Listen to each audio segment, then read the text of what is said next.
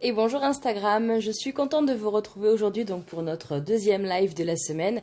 Qui dit confinement allégé dit programme de live allégé. Donc on a eu un premier rendez-vous en live lundi matin.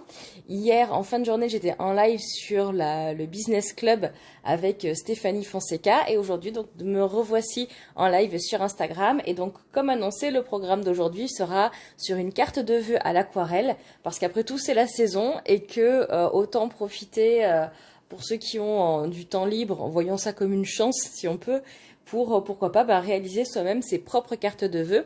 Et c'est donc ce que je vous propose de retrouver aujourd'hui comme activité, une carte de vœux à l'aquarelle en utilisant uniquement 4 couleurs.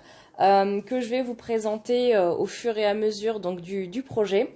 Comme toujours, donc ce live sera disponible en replay sur IGTV et également sur YouTube. Donc si vous avez la chance d'être débordé par le travail et que vous souhaitez quand même revoir la suite du contenu, rassurez-vous, vous pourrez toujours retrouver le programme donc en replay.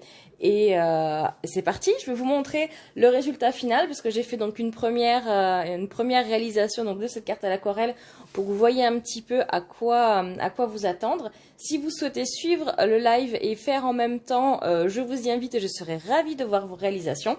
Je vous expliquerai toutes les étapes et tout le matériel que j'utilise. Et donc là, je vais basculer donc la caméra pour que vous puissiez voir le projet final.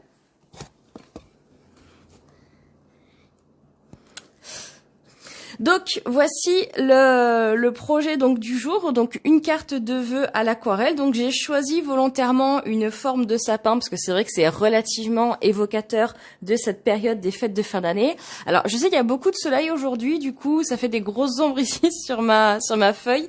Mais voilà les 4 couleurs. Alors je vous les mets dans ma main que je vais utiliser. Donc pour ceux qui ont déjà mes petites aquarelles, donc ici vous avez Lime, là c'est Sapin, Ilex, donc ces deux couleurs-là font partie du coffret hiver 2020. Et cette jolie petite palette dorée ici est toute nouvelle, elle n'est pas encore commercialisée, mais elle le sera tout bientôt.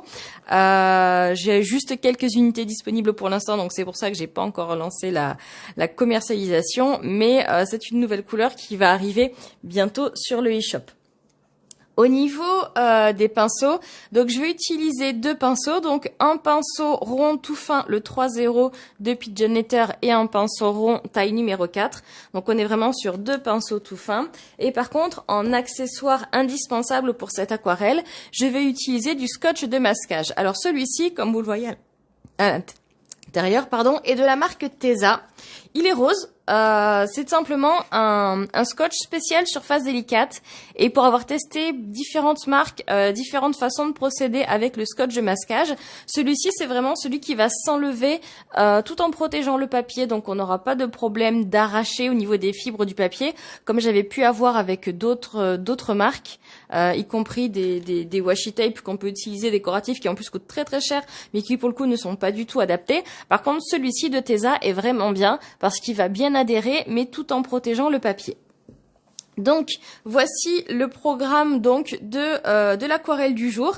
Alors comme vous le voyez un petit peu à l'écran, on a des jolis petits reflets dorés donc qui sont apportés justement par mon aquarelle dorée. C'est vraiment le but d'avoir produit cette couleur là. Et donc on va réaliser ensemble cette aquarelle. Si vous avez des questions, n'hésitez pas à les poser à la fin du live. Donc, je ferai un point justement sur vos interrogations, sur vos questionnements pour y répondre. Et de toute façon, vous savez que vous pouvez toujours me trouver en message privé pour la moindre question. Donc, je mets le projet initial de côté et on va commencer ensemble. Alors, je me remonte toujours les manches pour éviter d'avoir les manches en tissu qui viennent tremper des fois dans des zones de peinture pas très sèches. C'est beaucoup plus simple à nettoyer sur la peau que sur le tissu. Donc c'est vrai que par défaut, je remonte toujours mes manches quand je fais de l'aquarelle. Ça me permet de sécuriser les manches de mes vêtements et de pas les salir trop rapidement. Donc là, je vais simplement, alors je vais réutiliser des morceaux de masking tape que j'ai déjà utilisé. D'ailleurs pour faire le montage précédent, tout simplement parce que ça me permet d'éviter de gaspiller le papier. L'avantage, donc comme on le voit, c'est qu'il recolle bien même après avoir été décollé plusieurs fois, ce qui permet aussi d'ajuster un petit peu la forme du triangle. Au niveau des dimensions, là pour le masking tape, globalement, je suis sur un morceau qui doit faire à peu près 22 cm pour les grands côtés du sapin. Voilà, je viens centrer un petit peu. Alors, petite astuce, quand j'utilise du scotch de masquage qui a déjà servi, je mets la partie où il y a la peinture à l'extérieur, parce que sinon, quand je vais venir avec ma peinture fraîche par-dessus, je vais peut-être mélanger cette couleur-là avec la couleur que je suis en train de travailler, et si c'est pas la même couleur, ça peut être embêtant. Donc, quand je réutilise du scotch, je mets toujours la partie qui a déjà été peinte à l'extérieur de la zone où je vais peindre. Si j'avais peint ici l'extérieur, forcément, j'aurais mis mon papier peint à l'intérieur, mais là, ici, c'est cette zone-là que je vais travailler, et donc je mets bien les parties déjà utilisées à l'extérieur pour éviter de faire des taches. Donc je vais commencer, je vais quand même prendre ma palette parce que pour faire les mélanges, c'est quand même mieux que d'avoir uniquement les petits godets. Je vais commencer ici par utiliser ma couleur lime et je vais prendre mon pinceau numéro 4 que je viens humidifier. Voilà. Je vérifie la couleur, j'ai quelque chose d'assez clair, tant mieux. Et là, je vais simplement venir dessiner mes feuilles de houx. Donc pour dessiner mes feuilles de houx, je les fais vraiment de façon très simplifiée. Et pour l'instant, je dessine uniquement le contour parce que je vais appliquer la couleur en plusieurs étapes. Donc je viens dessiner l'intérieur de mes feuilles de houx. Donc elles ne sont pas obligées d'être rigoureusement symétriques ou identiques. Voilà, pour dessiner les feuilles de houx, on garde bien l'idée que le houx a ce côté piquant que on doit retrouver également dans l'aquarelle. Donc on vient bien creuser les côtés des feuilles. Et je viens jusqu'à mon papier ici, jusqu'à mon scotch de masquage, parce que c'est vraiment le fait d'avoir une continuité et d'avoir des éléments peints jusqu'au bord comme ici, qui va vraiment révéler finalement le bord de la forme. Donc on vient volontairement avoir des éléments jusqu'au bord du papier, c'est totalement voulu. Donc là j'ai fait une première paire de feuilles, je viens en dessiner d'autres paires. Alors je n'ai pas de nombre bien défini du nombre, alors c'est pas des paires pardon, c'est des trios de feuilles, du nombre de feuilles que je dessine. Je fais vraiment au fur et à mesure, je vois en fonction du remplissage de ma page, de mon sapin, où est-ce que je me positionne. Le but, vous l'aurez compris, c'est de venir jusqu'au bord du scotch afin de venir dessiner le bord de l'aquarelle.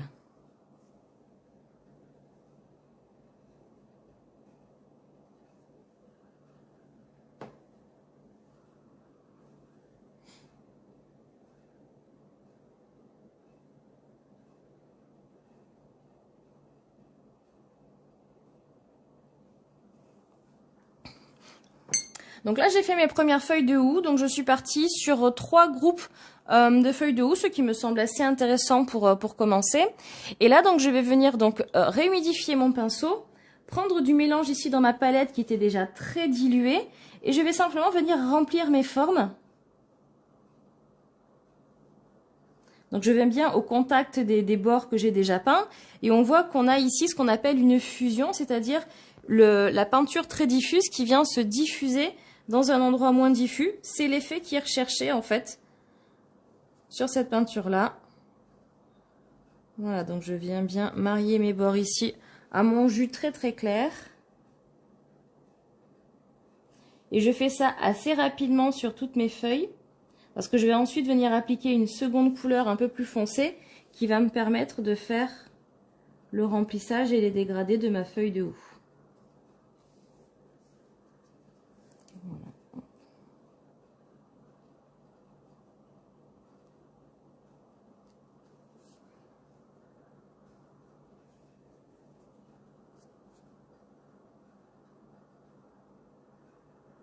Voilà, j'essaie d'avoir quelque chose d'assez humide parce que c'est ce qui va m'intéresser pour la suite. De garder de l'humidité sur le papier.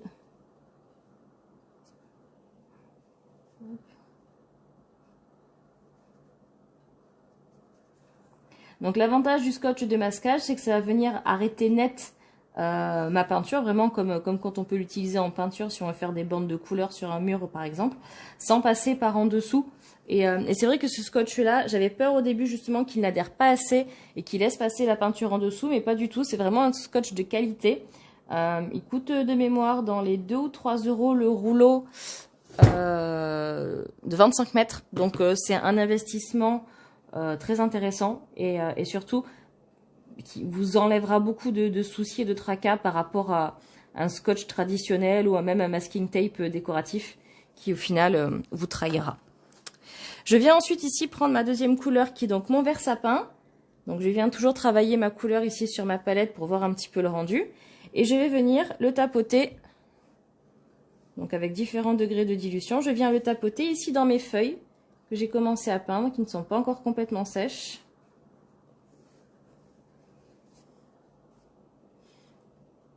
Pour venir créer des dégradés.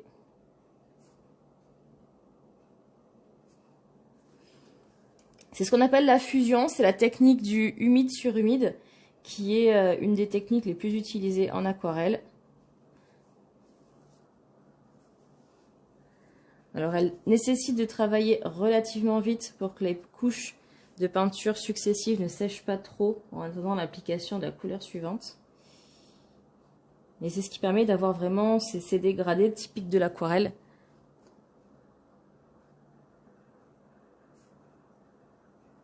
Alors comme j'ai le soleil en plein sur ma feuille, forcément ça accélère le séchage. Donc je suis obligée de revenir mouiller par endroits.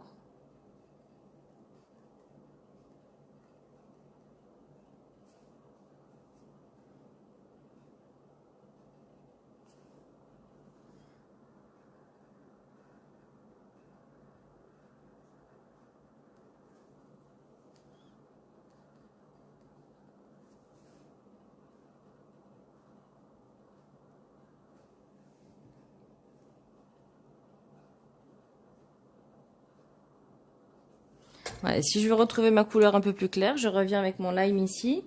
Pareil que je viens diluer et je viens en remettre ici dans mes feuilles de houx. Tant que la peinture est humide, on va pouvoir la retravailler, on va pouvoir la foncer, la mixer.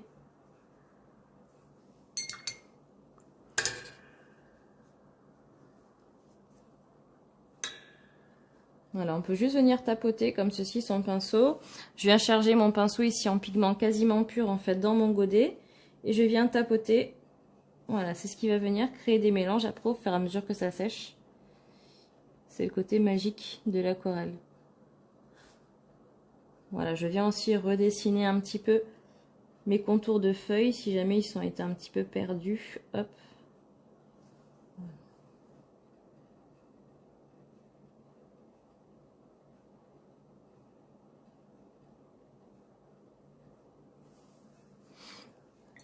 Et voilà, pour mes feuilles de houx, pour l'instant c'est tout. Je vais les laisser sécher parce que j'aurai une étape de finition qui viendra après. Je vais maintenant passer à mes fleurs de poinsettia. Donc ici, je vous remonte le dessin de départ. Ici, donc j'avais représenté des fleurs de poinsettia. Donc mes poinsettias sont peints en plusieurs étapes. On voit bien qu'on a différentes couches de peinture. Et comme on ne veut pas avoir cet effet de fusion ici, mais vraiment des couches de différentes couleurs, on va devoir laisser sécher entre temps. C'est ce qu'on appelle le humide sur sec, qui est une des autres techniques de l'aquarelle qui sert justement à faire de la transparence. Donc je vais juste ici venir remouiller cette zone-là parce qu'elle séchait un peu trop vite. C'est comme quand on fait du béton, il faut vérifier que ça sèche pas trop vite, c'est exactement pareil. Bon, un peu plus artistique, mais c'est le même principe. Donc je vais venir ici donc avec mon pigment Ilex. Toujours pareil, je viens le diluer parce que la première couche est toujours plus claire. On va toujours du plus clair au plus foncé.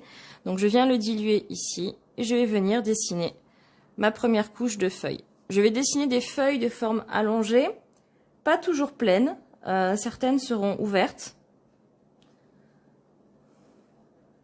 Ça permet d'alléger un petit peu le dessin, de ne pas faire quelque chose de trop lourd visuellement. Et comme avec le houx, je viens par endroits sur les bords de papier pour venir dessiner ma forme de sapin.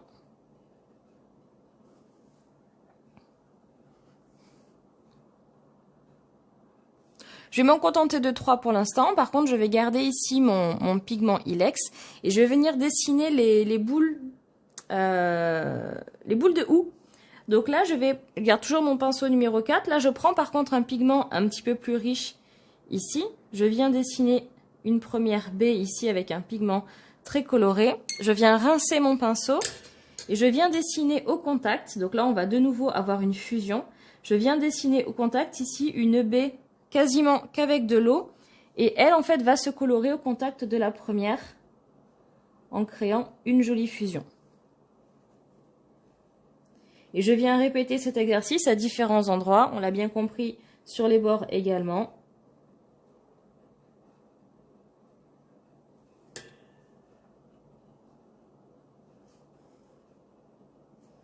Voilà, l'idée c'est vraiment de mélanger des baies très foncées avec des baies plus claires et de les mettre au contact et de voir un petit peu ce qui se passe.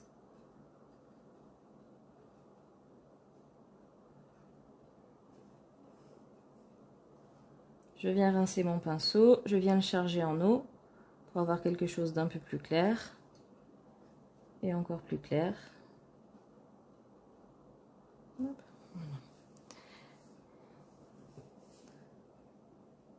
Alors par endroit, je peux aussi dessiner mes baies de houx toutes seules, hein, c'est tout à fait possible. Elles ne sont pas toujours par 2 ou par 3, on peut très bien les faire toutes seules.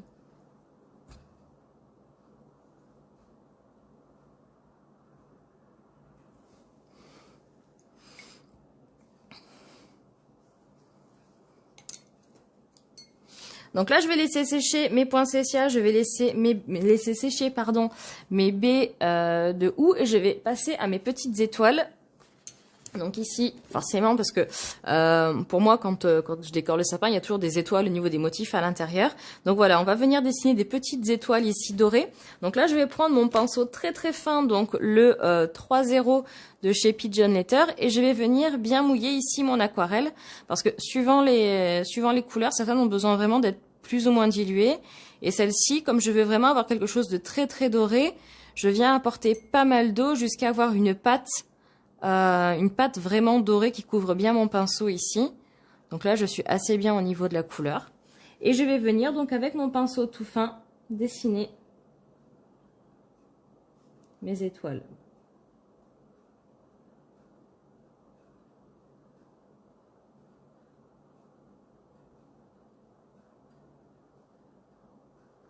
Donc les étoiles, c'est comme pour tous les autres éléments, on vient les dessiner dans des espaces blancs pour bien les positionner, mais également on va en dessiner certaines partielles à moitié sur le scotch de masquage, toujours pour venir souligner notre forme de sapin.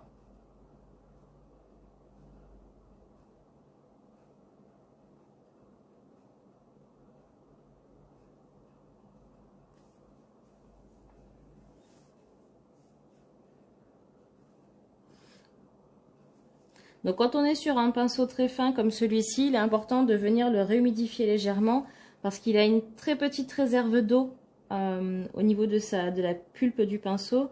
Donc il est vraiment nécessaire de venir le recharger régulièrement en pigment et en eau pour pas avoir quelque chose de trop sec sur le papier.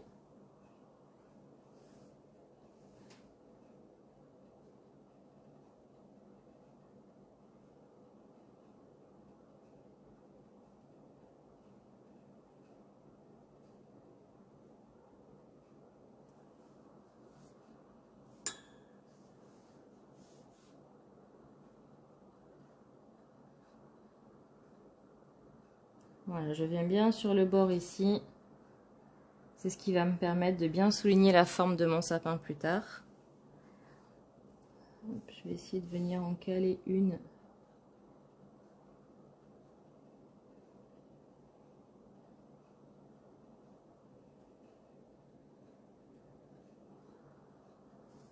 Voilà. Et une dernière par ici, parce que je trouve que ça manque un petit peu.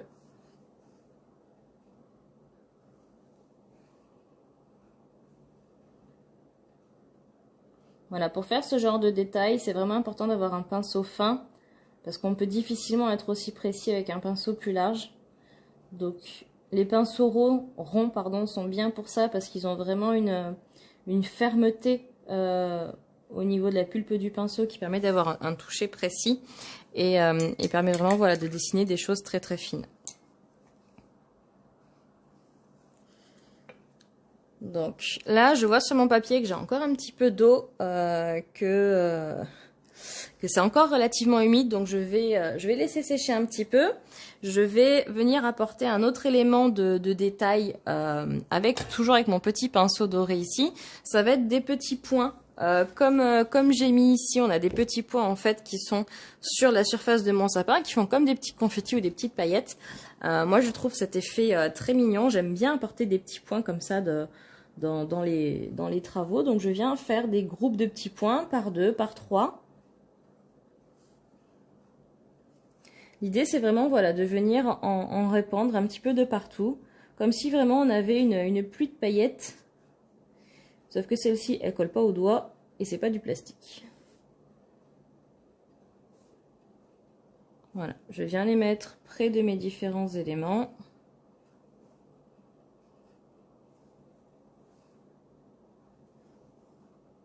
Voilà. Ça me permet de voir qu'ici, par exemple, j'aurais tout intérêt à rajouter une ou deux baies de houx. Donc je reviens avec mon pinceau ici, numéro 4.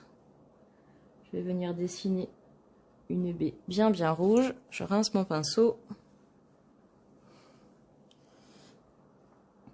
Voilà, pour en faire une seconde à côté en fusion, qui sera un peu plus légère en termes de couleur.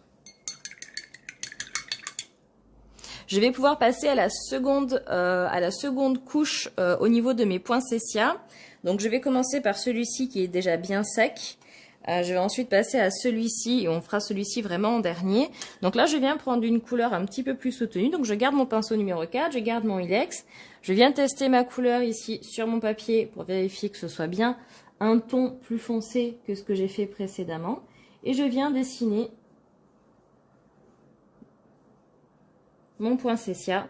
Donc toujours pareil, je viens alterner des feuilles pleines, des feuilles moins pleines pour venir alléger un petit peu l'élément.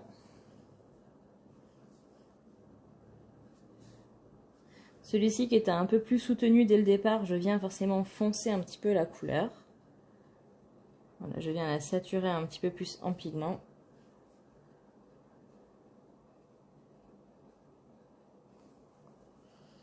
Et pour celui-ci là-haut, on va attendre un petit peu. Je vais lui faire un peu de séchage.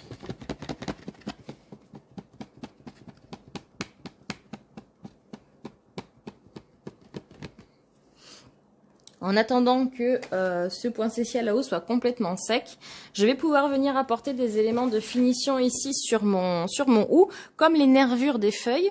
Donc pour ça, je vais venir prendre mon pinceau 3.0, donc mon pinceau tout fin. Je viens prendre ma couleur lime ici, que je vais prendre quasiment pure, donc je viens diluer directement dans le godet. Voilà, je fais attention à un petit goutte d'eau sur le pinceau. Et là, je vais venir dessiner la nervure principale. Donc là, on est vraiment en technique de humide sur sec, c'est-à-dire que ma couche inférieure est sèche. Et je viens apporter donc ma peinture humide par-dessus. C'est ce qui me permet de faire un effet de surimpression. Si j'avais fait ça quand c'était humide, on aurait eu un total mélange et en fait la forme se serait perdue.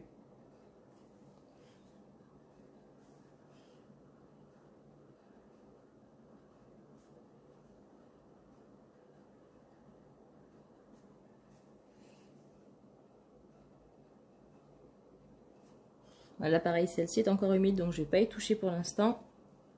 C'est très important, en fait, quand on fait un travail à l'aquarelle, de surveiller les surfaces sèches, les surfaces humides. Alors, c'est vrai que pour le coup, le soleil qui est en face de moi me rend bien service parce qu'il va vraiment mettre en lumière les surfaces humides qui vont briller tout simplement. Et du coup, me permet de faire plus facilement la différenciation entre ce qui est humide et ce qui est sec. Mais c'est vrai que c'est très important de faire attention à ça parce que vous pouvez en un coup de pinceau complètement ruiner une heure de travail, ce qui peut être assez frustrant, assez démoralisant. Donc bien faire attention au séchage de vos différentes surfaces. Voilà. Là, celui-ci, je vais pouvoir... Hop.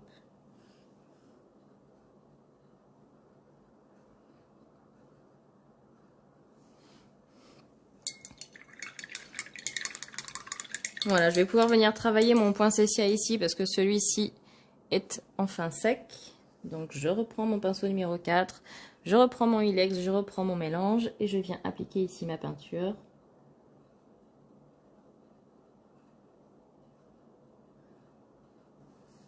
et je laisse sécher.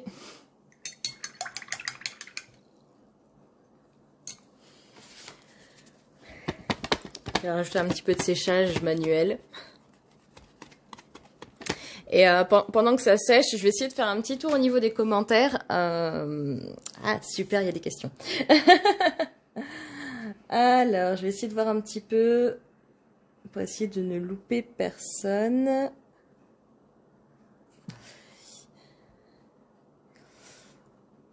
Bonjour Sonia, merci à toutes les personnes présentes.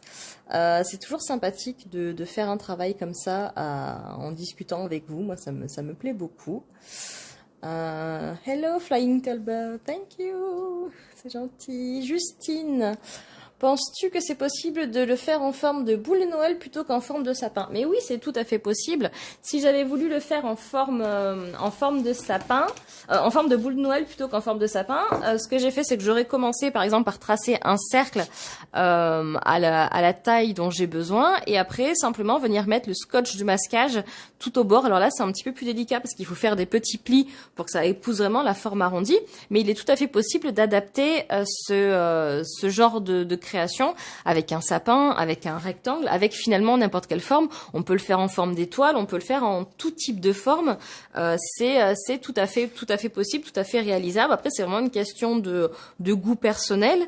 On peut utiliser n'importe quelle forme pour faire après son aquarelle. Moi, c'est vrai que j'aime beaucoup le sapin. J'aime beaucoup le sapin de Noël. D'ailleurs, je piaffe d'impatience de décorer mon sapin vendredi, c'est-à-dire demain. C'est enfin là. Donc c'est vrai que voilà, moi le sapin c'est quelque chose que j'aime beaucoup, mais on peut tout à fait l'imaginer pour n'importe quelle forme. Là après ensuite au niveau du remplissage, j'ai fait des formes végétales, donc avec le hou, les poinsettias et les étoiles, mais on peut tout à fait faire des fleurs à l'intérieur ou faire des formes abstraites. Après là c'est vraiment une proposition qui est là justement pour donner des idées, pour donner des envies, mais on peut tout à fait imaginer mille et une formes de base et mille et une types de remplissage à l'intérieur. C'est vraiment après une question de goût, une question d'envie en fonction de ce qu'on a envie de faire. Voilà, j'espère que ceci répond à ta question, Justine. Je continue d'accélérer mon séchage parce que j'ai 2 étapes là qui nécessitent que les peintures en dessous soient sèches. Et, et je vais essayer de faire en sorte de pouvoir vous les montrer, même si c'est pas 100% fini. Je vais pouvoir vous les montrer ici sur mon poinsettia du bas. Donc je l'ai fait ici sur mon modèle en fait avec mon petit pigment doré. Je viens rajouter comme des étamines à mon poinsettia, mais plutôt que de les faire en jaune et de rajouter une autre couleur, finalement je le fais en doré parce que c'est assez cohérent avec l'ensemble du travail. Donc je viens reprendre mon pinceau fin ici, donc mon 3-0. Je viens réhumidifier mon pigment en ayant quelque chose de bien concentré. Donc je viens bien tapoter. Là je vois que j'ai vraiment de la matière. Et là, je vais venir simplement, avec la pointe du pinceau, dessiner des petits traits pour représenter les étamines de mes poinsettias.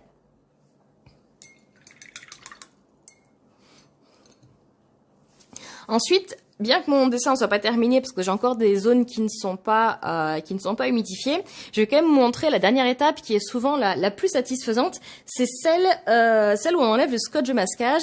Et c'est là que vous allez comprendre pourquoi celui-ci est vraiment bien. C'est que je vais vraiment pouvoir l'enlever sans crainte en fait d'abîmer mon décor, alors qu'avec d'autres papiers, j'avais plus de stress à ce niveau-là. Donc là, je vais vouloir simplement, voilà, je viens ici enlever mon scotch de masquage et on a vraiment notre forme qui se révèle. Une fois qu'on a enlevé voilà tous les bords qu'on a déjà utilisés, on va venir retrouver notre forme initiale. Donc ici un sapin, mais comme on l'a dit, ça peut être n'importe quelle forme. Et à partir de là, vous pouvez venir retracer un contour ici au stylo, rajouter un pied, faire un fond de couleur. Vous choisissez finalement comment vous personnalisez. Vous pouvez très bien le découper et le coller sur un papier coloré. L'idée, c'est vraiment de pouvoir adapter comme ça une carte de vœux en fonction de ses envies. Ça peut être aussi un petit cadeau à offrir, pas simplement une carte, mais on peut très bien tout à fait l'encadrer. Ça peut être voilà différentes possibilités. Alors je vais rebasculer la caméra face à moi. Je suis de retour, je suis désolée vraiment pour ceux qui suivaient ce live aquarelle, on a été coupé simplement en pivotant le téléphone, j'ai appuyé sur le bouton de mise en veille et visiblement Instagram n'a pas aimé. Donc désolée pour ceux qui suivaient le live, du coup on a été coupé. Donc je voulais simplement conclure cette vidéo donc en vous remontrant les 4 couleurs que j'ai utilisées pour cette aquarelle, parce qu'au final voilà, j'ai utilisé uniquement ces 4 couleurs là. Donc on a ici, donc on a le lime et le or, et ici on a le ilex et sapin. Donc ce sont les 4 couleurs que j'ai utilisées pour réaliser mon aquarelle, donc mon aquarelle de carte de vœux en forme de sapin de Noël. J'espère que ce live vous a plu. Si vous faites des créations dans cet esprit-là, mais même avec d'autres formes, n'hésitez pas à me taguer dans vos publications, me les envoyer en message privé, parce que j'adore voir vos différents travaux suite au live qu'on a fait ensemble. Donc vous pouvez me les poster, ça me fait toujours très plaisir. Et donc voilà, c'était l'objet de ce live, c'était voilà, de passer un petit moment créatif mais aussi utile, parce que c'est vrai que les cartes de vœux c'est quelque chose qui se perd un peu en termes de tradition, en termes d'habitude, mais je trouve ça toujours très charmant de recevoir des cartes de vœux au moment des fêtes de fin d'année, et pourquoi pas voilà, faire une carte de vœux artisanale de vos propres mains. Ça peut être aussi voilà, une façon de présenter vos vœux à vos proches, à vos partenaires professionnels. Et d'ailleurs j'en profite juste pour rebondir sur le fait qu'aujourd'hui donc c'est le 3e jour du calendrier de l'Avent, et aujourd'hui donc sur Facebook, également sur Instagram, mais toutes les modalités sont présentes sur Facebook, vous avez la possibilité de gagner 5 cartes de vœux à l'aquarelle, donc que je vous enverrai, que vous pourrez ensuite envoyer à vos proches ou à qui vous le souhaitez. Et donc ce sera en tirage au sort ce soir à 19h30. Donc si ça vous dit, si vous aimez bien ce concept d'aquarelle mais que vous ne vous sentez pas capable de le faire, vous avez la possibilité de gagner 4 cartes aquarelles ce soir à 19h30 en live sur ma page Emilia Larcon Wedding. Vous avez toutes les modalités du jeu sur la page. Que vous dire de plus? On se retrouve donc lundi prochain pour le prochain live. Donc je vous le rappelle, confinement allégé égale programme de live allégé, parce que beaucoup des personnes qui me suivent ont repris le travail et c'est tant mieux. Donc du coup, voilà, on va faire un petit peu moins de contenu, parce qu'après ça fait beaucoup à rattraper pour ceux qui travaillent. Et puis pour les autres, c'est vrai qu'on a aussi Noël qui se prépare, donc peut-être qu'on a autre chose à faire que d'être sur son téléphone tous les jours. Donc allègement du programme des lives. Donc prochain live lundi prochain. Je posterai ce week-end un petit sondage pour savoir justement ce que vous voulez en termes de programme de live. Et d'ailleurs, pour rebondir également sur une story que j'ai partagée hier, j'ai vu qu'il y avait pas mal de personnes qui étaient intéressées par les workshops et les formations individuelles. Donc pareil, je posterai des sondages à ce sujet-là en story pour que vous puissiez un petit peu donner votre avis et m'aider un petit peu à dessiner mon programme de destination de 2021. Donc, je vous souhaite à tous une très bonne journée, une très bonne fin de semaine également, et je vous dis à très bientôt. Au revoir.